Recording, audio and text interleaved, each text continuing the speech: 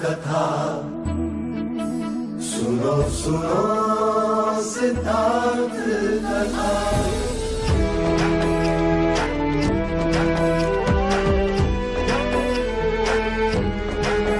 संसार में दुख का कारण क्या,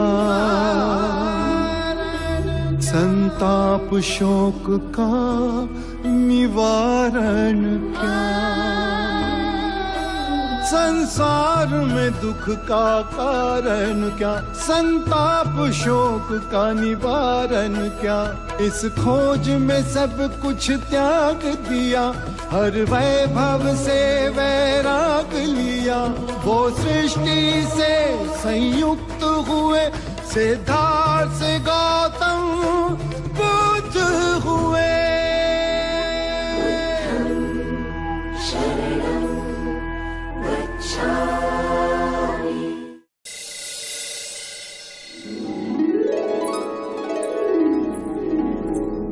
प्रणाम।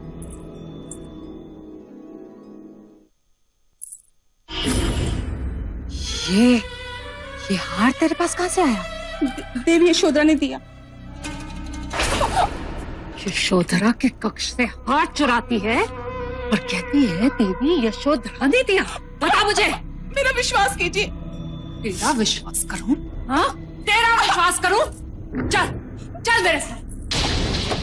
झूठ बोलती है। चल। मंगला काकी, ये क्या कर रही हैं आप? उतरो। हाँ यशो, तेरे चोर को पकड़ूं मैं और तू उससे सहानुभूति जता रही है। इस निर्दोष ने कुछ नहीं चुराया। आंखों वाले अंधे को क्या कहे। ये हार इसी ने चुराया है। नहीं, ये हार मैंने इसे दिया है। क्षमा करना, मेरे कारण तुम्हारे साथ ये दुर्व्यवहार हुआ। निसंकोच जा सकती हो।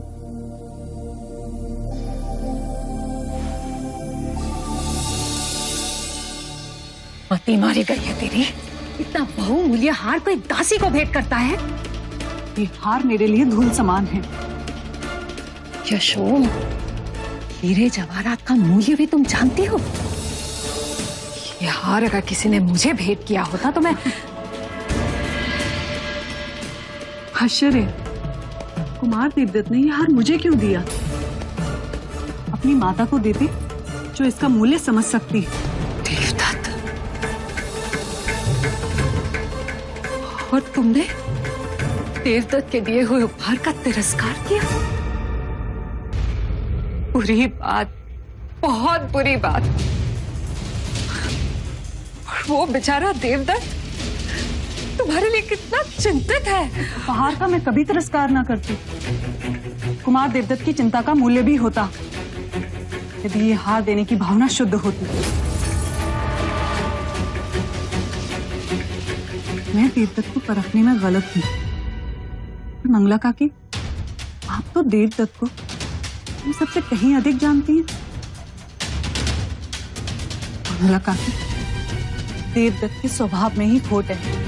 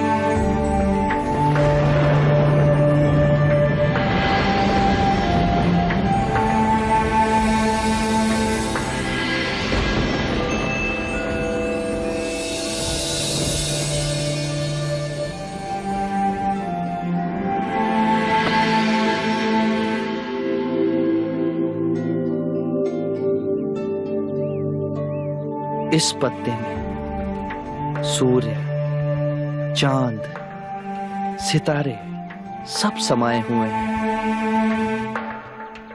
सूर्य के बिना इस पत्ते का अस्तित्व नहीं होता, बादलों के बिना वर्षा नहीं होती,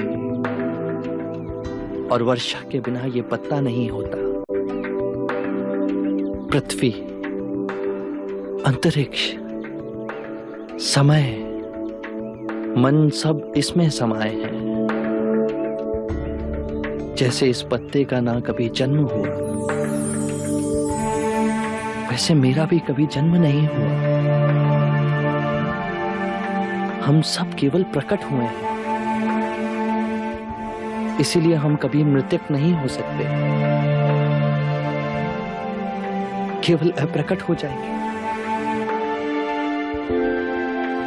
सारा ब्रह्मांड एक दूसरे से जुड़ा है और इसमें कोई द्वैत नहीं, अद्वैत है।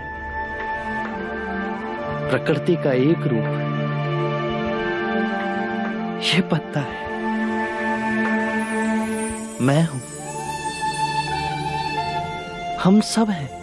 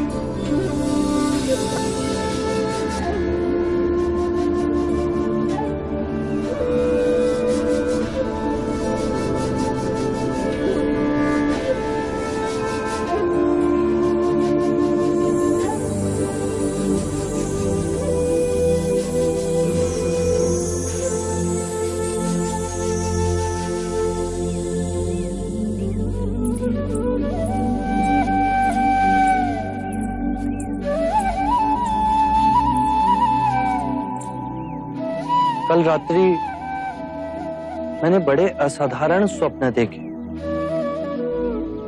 जो मुझे कुछ संकेत दे रहे थे।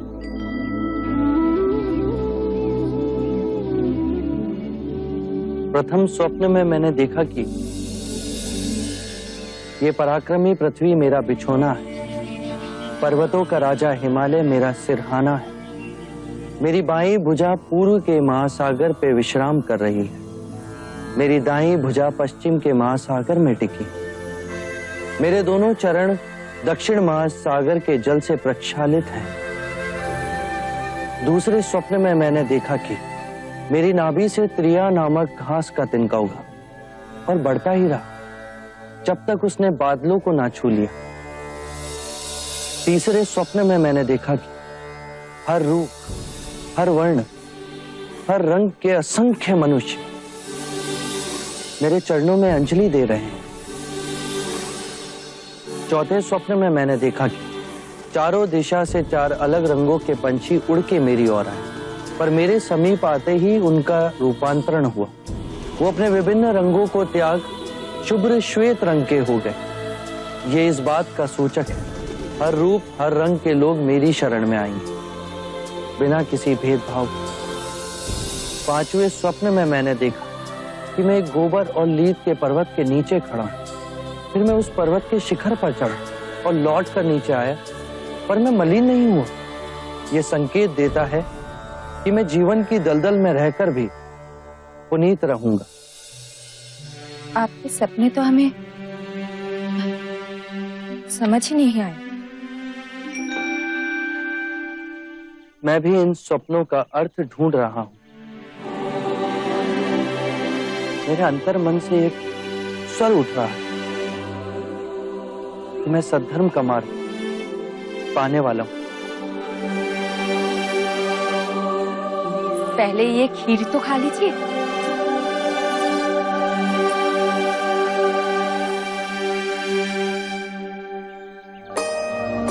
इस सोने के पात्र में खीर भी आकस्मिक नहीं। मेरे पहले जिन्होंने भी सम्यक संबोधि प्राप्त की, उन्होंने भी उसे प्राप्त करने से पूर्व सोने के पात्र में खीर खाई होगी। क्या मैं भी महान बोधित्व प्राप्त करने वाला हूँ? खाइए ना।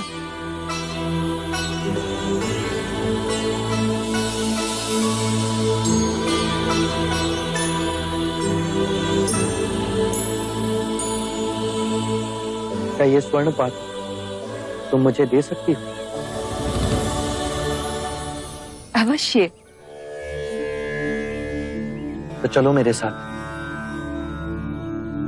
मुझे एक परीक्षा लेनी है।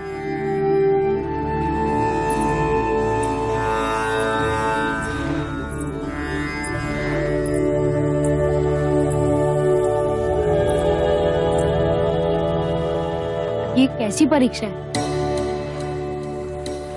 यदि मैं बुद्धत्व के निकट हूं तो ये स्वर्ण पात्र नदी के प्रवाह के विपरीत दिशा में बहेगा, अन्यथा डूब जाएगा।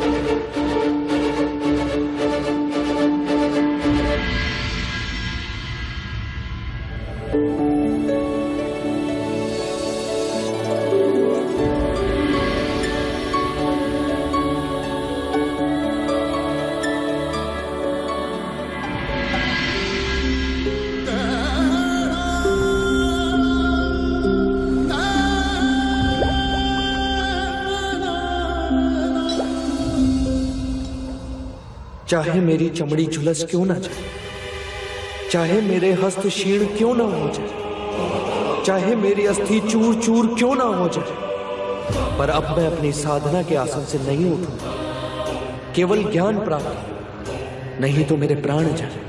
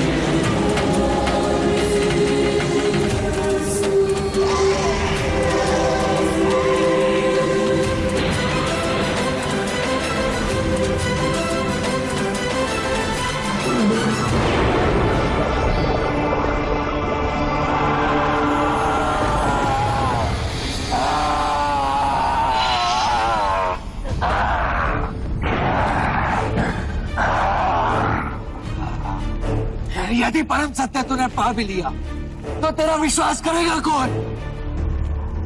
तो बुद्ध के सिंहासन पर बैठ इतना अहंकार तुझमें जागा कैसे है? मैं स्वयं धरती को अपना साक्षी बनाता। आज ये पृथ्वी साक्षी होगी कि सिद्धार्थ ने मारा को कैसे पराजित किया। ये पृथ्वी प्रतीक है कि हम दो विपरीत विचारधाराओं के बीच स्थिर हो सकते हैं, अंतर में और बाहर में, सुख और दुख एक ही सिक्के के दो रूप। जब सुख की कामना का अंत हुआ तो दुख का भय समाप्त हुआ। जीवन का उद्देश्य हर जीव को विचरना है, उसे अपनी चेतना जगाना है। आकाश गंगाओं में यात्रा करो, पर पैर धरती पर गड़े होने चाहिए। मैंने पा लिया है सुख दुख, रात दिन, अच्छा बुरा, मन और माया का खेल, परंतु उसके बीच एक मध्य बिंदु है, वही जीवन का स्रोत है और वो हर मनुष्य की चेतना में, कहीं बाहर नहीं।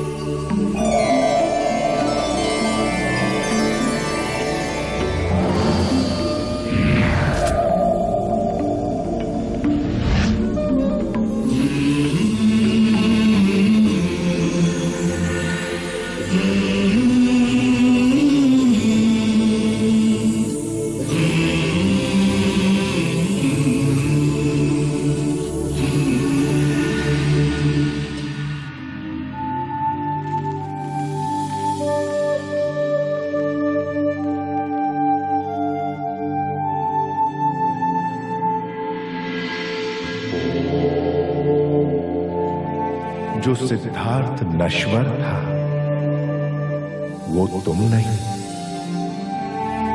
तुम बुद्ध हो, अविनाशनीय बुद्ध। बुद्ध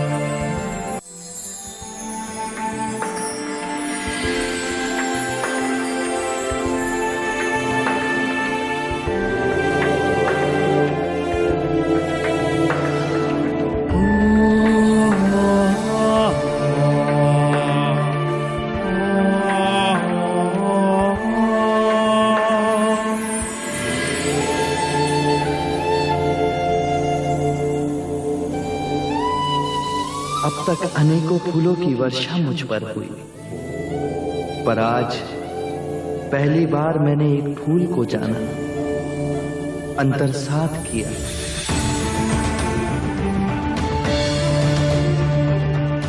मैं जाग गया तो पूरी प्रकृति ही बदल गई। आज इतनी सघन शांति है, जैसे अंतर के नीले आकाश से विचारों के सारे बादल छट गए। मैं भी तुम्हारी तरह स्वच्छंद हो गया। टूट गए सारे बंधन, मिट गए वो अंधेरे जिनमें इतने वर्षों भटका। गहरी नींद में सोया था और अब जाग गया। यदि मैं जाग गया तो सारी मनुष्यता भी जाग सकती है। सब जाग जाएं तो पृथ्वी पर शांति और सुख का नया अध्याय शुरू होगा।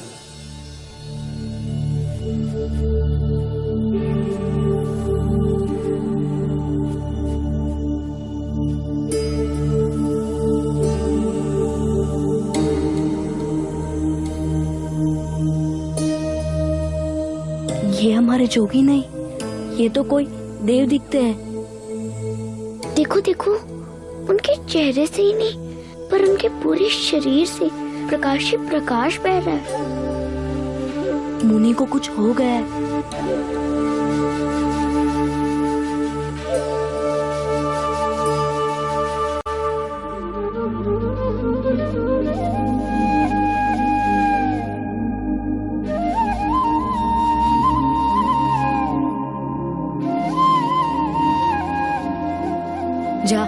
जाके सुजाता दीदी को जल्दी बुला ला, कहना जोगी जाग गए।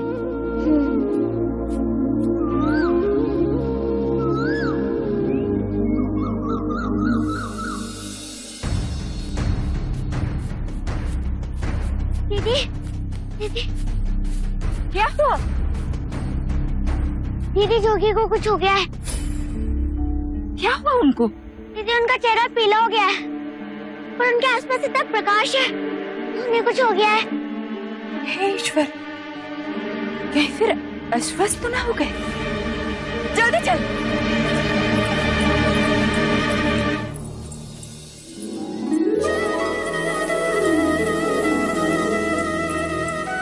आज मैंने एक बड़ा ही सुखद स्वप्न देखा। यशो, नहीं माँ, पहले आप बोलिए। नहीं, पहले तू बोल। माँ, मैंने कल रात स्वप्न में देखा कि ये कपिलवस्तु लौट आए हैं। चारों ओर ढोल नगाड़े बज रहे हैं, प्रजा जन के द्वार पर दीपक जल रहे हैं, रंगोली बनी है और वो लोग पूजा की थाल लेकर उनकी प्रतीक्षा कर रहे हैं। चारों ओर से फूलों की वर्षा हो रही है, परंतु वो ना दिखे, केवल उनके सुंदर चरण दिखाई दिए। तुझे कैसे पता कि वो चरण सिद्धार्थ के ही थे? हाँ माँ, उन्हीं के थे। अच्छा, अब आप बताइए कि आप क्या कह रही थी? मुझे भी कल रात बहुत मीठी नींद आई। सुबह जब मैं जागी तो ऐसा लगा जैसे 6 वर्षों से मन पे रखा हुआ बोझ उतर गया। मुझे भी आज ऐसी अनुभूति हुई जो कि आर्य को पहली बार देखने के पश्चात हुई थी। ऐसा लग रहा है जैसे मन हवा में डोल रहा है। हो ना हो माँ, कुछ ना कुछ शुभ घटाए। सच यशु, सुबह से मेरा भी दायां अंग फड़क रहा है, कुछ ना कुछ शुभ घटित होने वाला है। कोई स्वप्न देख के प्रसन्न है तो कोई अंग फड़कने से प्रसन्न है। मंगला दीदी, प्रसन्नता तो एक छोटे से फूल से भी हो जाती है, किंतु कुछ लोग ऐसे भी हैं जो धन और धान्य से संपन्न होने के बाद भी प्रसन्न नहीं होते। ये संकेत मेरी ओर है महादेव। नहीं काकी माँ, माँ संकेत में बात नहीं करती। आज तो मेरे अंदर भी ऐसे उमंग उठी है माँ, ऐसा लग रहा है जैसे सब कुछ बदल गया है अथवा हम बदल गए हैं। बदलाव? मुझे तो नहीं लगता। अब देखो ना, पिछले 10 दिनों से ना तो मैंने कोई नए गहने बनाए और ना ही कोई पोशाक। मंगला दीदी, यदि आप असंतुष्ट हैं तो रहिए, किंतु जो संतुष्ट है उसका मन तो खट्टा ना कीजिए।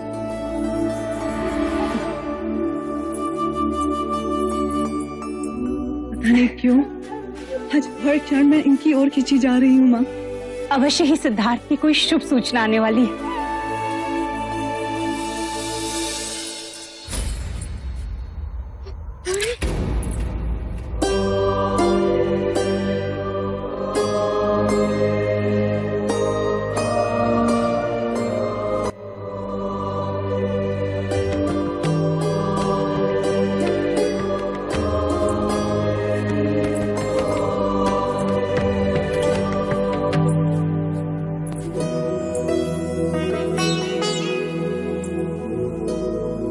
आप हमारे जोगे ही हैं। आपकी आभा कितनी प्रकाशमय है। जैसे गयाशीष पर्वत पर उठता पूर्णिमा का चंद्र। आंखों में गौ समान करुणा और जंगल के सिंह समान निर्भीकता। आभार तुम सबका, आभार। हमने तो कुछ नहीं किया। निस्वार्थ प्रेम दिया। आपको आपकी जो खोज थी वो पूर्ण हुई है ना? हाँ, सोया था, जाग गया हूँ। ये कैसी अद्भुत खोज की आपने। हमें समझाएंगे?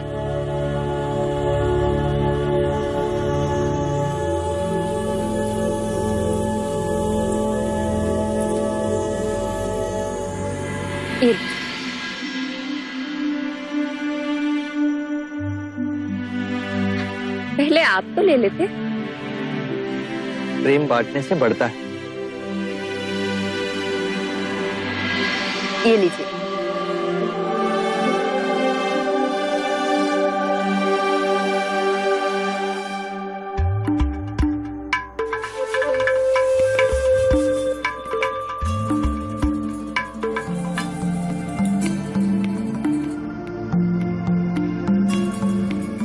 जब हम नारंगी खाते तो हम उसे पूर्ण जागरूक होकर नहीं खाते।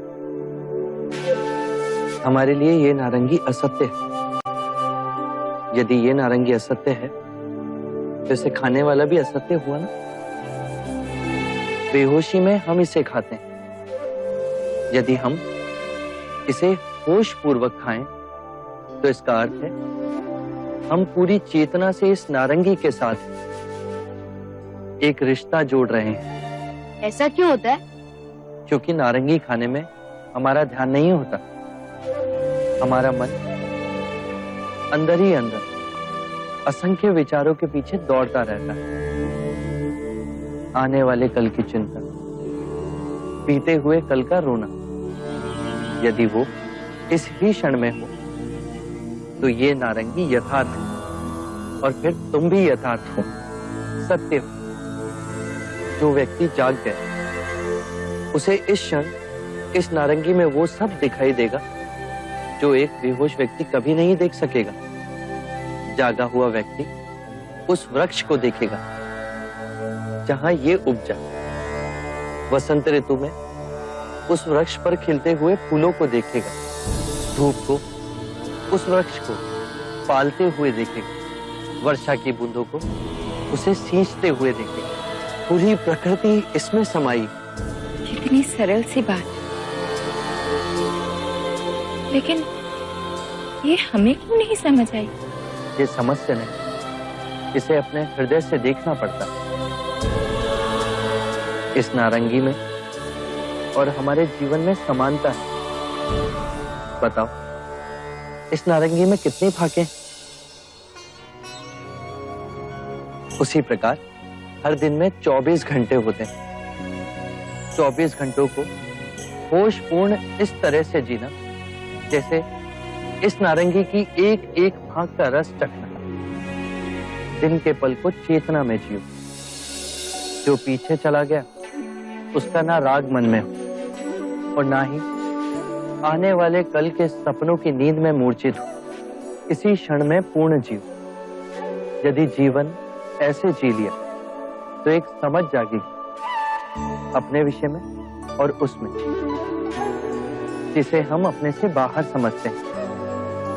यदि ये समझ जागेगी तो हमारे अंदर करुणा और प्रेम का भाव स्वाभाविक जागेगा,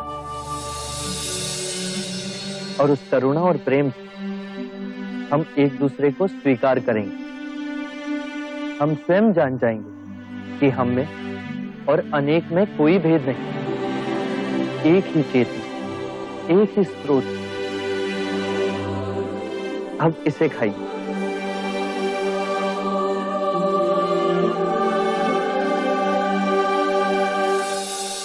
दीदी, ये वस्तु तो आप लाना भूल ही गई।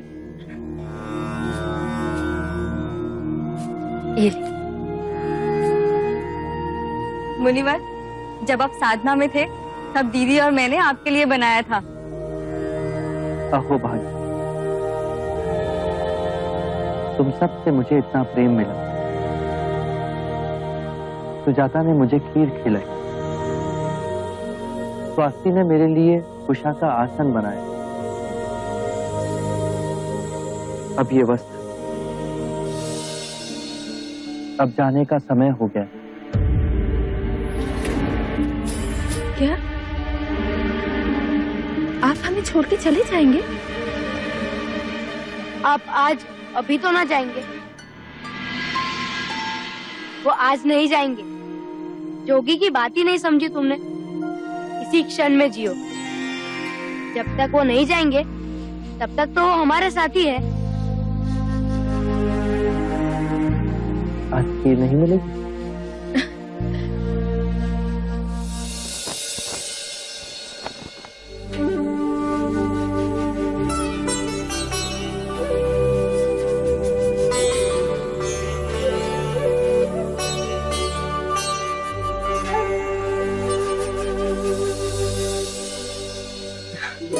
जाओ, गुरुजी को प्रणाम करो।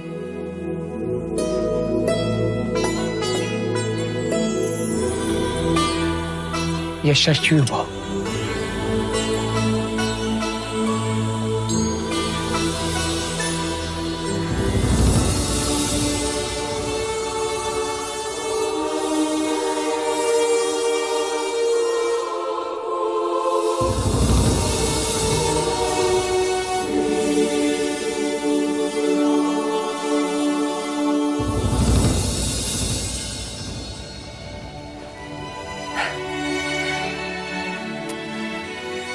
आज से तुम्हारी शिक्षा प्रारंभ हो रही है। खूब मन लगाकर अभ्यास करना।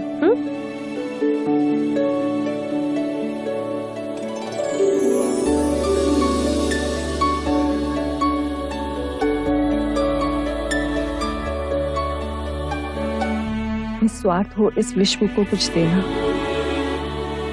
यही तुम्हारे पिता और माँ का आशीर्वाद है।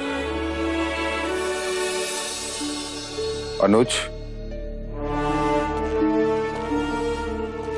एक बात का ध्यान रखे कि राहुल किसी भी बंधन में न रहे। उसे किसी भी प्रकार के ज्ञान से वंचित न रखा जाए। जीवन के तथ्यों से उसे परिचित किया जाए। जन्म, मृत्यु, सुख, दुख, राहुल किसी भी ज्ञान से वंचित न रहे। सिद्धार्थ को सत्य से बचाने की मेरी असफल चेष्टा राहुल के साथ दोहराई ना जाए। मैं समझ गया भाई महाराज, आज्ञा दीजिए। चलो।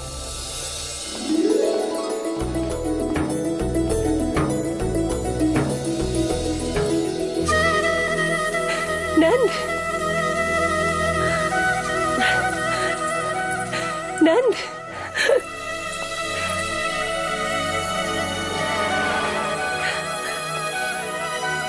महानाम, नंद, तुम दोनों अचानक? शिक्षा पूर्ण हो गई माँ, तो घर आने की इतनी व्याकुलता हुई कि मैं सीधे ज्येष्ठ महानम के पास गया और हम रात्रि में ही गुरुकुल से निकल पड़े। मैंने कहा था ना माँ कि कुछ ना कुछ शुभ होने वाला है। राहुल विद्या प्राप्त करने जाएगा और नंद और महानामा विद्या प्राप्त करके आ गए। तो राहुल को घुड़सवारी मैं ही सिखाऊंगा और इसे अस्त्र शस्त्र का ज्ञान मैं ही दूंगा। अरे उसे बड़ा तो होने दो, उसके पश्चात जो चाहिए सिखा देना। पिताश्री,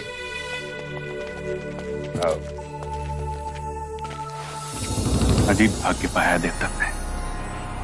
सिद्धार्थ जब सिंहासन खाली छोड़कर चला गया तो ये नंद आतंक, अब देवदत्त को कोई बड़ा कारनामा करना होगा। आप चले जाएंगे तो? स्वाति, यदि मैं यहां रुका तो कितने प्राणी इस संसार में मुक्ति के मार्ग से वंचित रह जाएंगे। परंतु हम आपके बिना कैसे रहेंगे? देखो स्वाति, तुम्हारे पानी में पत्थर फेंकने से एक तरंग उठी और उस तरंग से कितनी और तरंगे बनती गई। ऐसा क्यों हुआ? क्योंकि पत्थर ने पानी में गिरते ही पानी को ढकेला, इससे और तरंगे बनी। तो मैं गया कहां? तुम्हारे साथ ही तो हूं। मैंने तुम्हारे, चटलिका, बालागुप्ता, पूर्णा और सुजाता के मन में एक तरंग पैदा की। अब ये तरंगे तुम सब दूसरों के मन में पैदा करोगे। और आप दूर जाके सबके मन में तरंगे पैदा करेंगे। इसे हम ज्ञान मार्ग कह सकते हैं। हाँ स्वास्थ्य, और इस मार्ग पर चलकर पूर्ण जागरूकता प्राप्त होगी। क्या हम आपको पूर्ण जागरूक व्यक्ति कह सकते हैं? मगधी में जागरूक व्यक्ति को बुद्ध कहते हैं। क्या हम आपको बुद्ध कह के संबोधित कर सकते हैं? अवश्य। बुद्ध, बुद्ध, बुद्ध, बुद्ध, बुद्ध, बुद्ध, बुद्ध, बुद्ध, बुद्ध, बुद्ध, बुद्ध। और जिस वृक्ष के नीचे आप जागृत हुए, क्या हम उसे बोधि वृक्ष कह सकते हैं? हाँ, जिस वृक्ष के नीचे सिद्धार्थ बुद्ध बने वो बोधि ही कहलाएगा। बोधि वृक्ष, बोधि वृक्ष, बोधि वृक्ष, बोधि वृक्ष, बोधि वृक्ष, बोधि वृक्ष।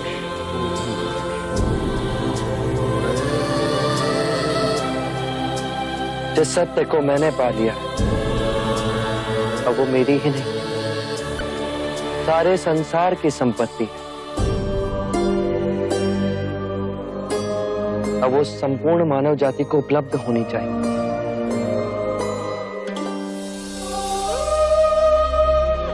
आप हमें कभी ना मिलेंगे।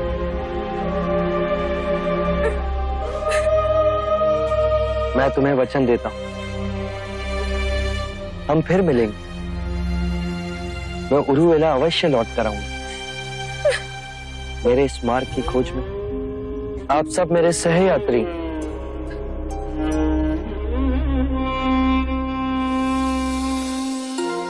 अश्रों के साथ मुझे विदा करोगे तो मेरा मन भारी हो जाए। आप सब मुझे मुस्कुराकर विदा करें।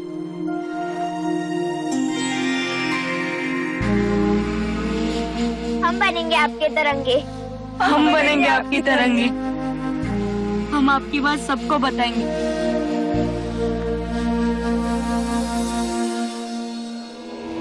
आरंभ हो गई निर्वाण प्रथा, सुनो सुनो ये बुद्ध कथा।